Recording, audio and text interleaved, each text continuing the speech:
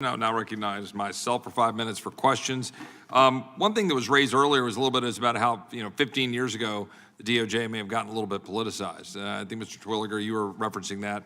I served in the Department of Justice about 15 years ago, right on the number, when I was a special assistant United States attorney.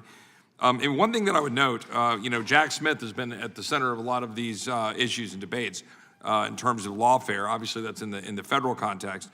When he entered his role as special counsel, Smith had already had a pattern of targeting Republican politicians. For example, in 2013, when he served as the head of DOJ's public integrity section, Jack Smith encouraged his subordinates to contact IRS official Lois Lerner to discuss how the federal government could bring charges against conservative nonprofit organizations. Was that a depoliticized Department of Justice, Mr. Terwilliger?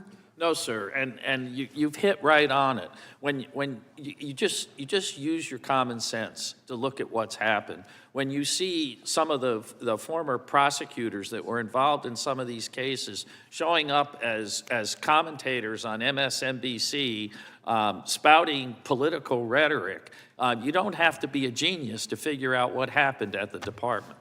It's not the only example, right? We can go down Lois Lerner, we can go down a whole bunch of different possibilities. How about Eric Holder himself with Fast and Furious? It wasn't like the Department of Justice was, looking to go dive deeply into what was going on with respect to specifically what Eric Holder did. I love that example, Mr. Roy, because can you imagine if Pam Bondi stood up today and described herself as Donald Trump's wingman, as Eric Holder described himself for President Obama? Well, you can see why I was only a special assistant U.S. attorney for a couple of years during the Holder era and decided to move on and work for Governor Perry down in Austin. Let me tell you something. Let me ask you this question. You cited the two members of the 11th Circuit panel, right? And they concurred in the result, but they raised this issue. Is that right? That's correct. And the issue they raised, I'm quoting, is, quote, in short, foreclosing removal when states prosecute former federal officers simply for performing their official duties can allow a rogue state's weaponization of the prosecution power to go unchecked and fester, end quote. Is that a correct quotation? Correct. Yes, sir. You share that concern, do you not? Absolutely.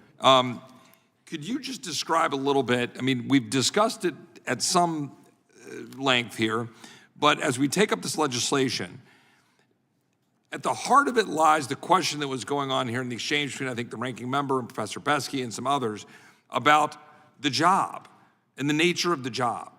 And so if you're in the case of your client, the chief of staff to the President of the United States, and the President of the United States asks you to set up a call, and there is the inherent blend between official and political in what we do, right? And so something is, something we seem as official, you're the chief of staff, you're working through it, and then there's some political questions that come up.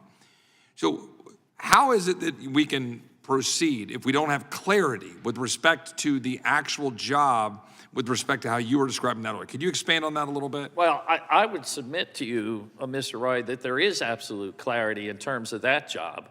In 1939, Congress passed a statute and said, okay, we're authorizing assistants to the president. Never existed before. Before that, they had always been borrowed from agencies and brought into the White House.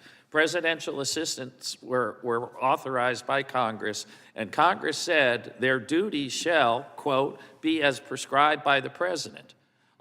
So when the president asks you to make a phone call, you're acting within the scope of your office. Do you think it would be good for the country were it to be true that, for example, some, pretty aggressive district attorneys in South Texas, or maybe in working coordination with the Attorney General of Texas, decided to say, you know what, we think that the actions of, maybe it was DH Secretary Mayorkas, maybe it was the Attorney General, maybe their actions in leaving the borders wide open to endanger Texans was actually in violation of law. Maybe they should be prosecuted under Texas law because of what they did to the people of the state of Texas, the people in my district who are no longer alive, the people who have suffered the $11 billion we've had to spend in Texas.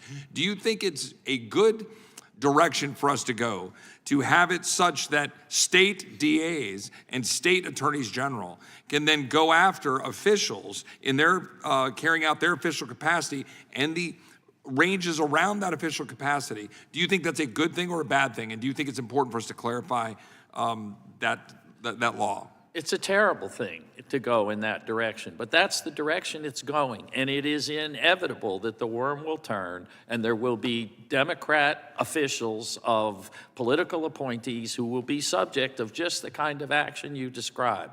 This is a place for Congress to assert itself and say, just as the title of this statute says, we want to try to end this kind of lawfare. We may not be able to do it completely, we may not be able to do it perfectly, but it's a very, very important step. Thank you, Mr. Terwilliger, and thank you to the witnesses.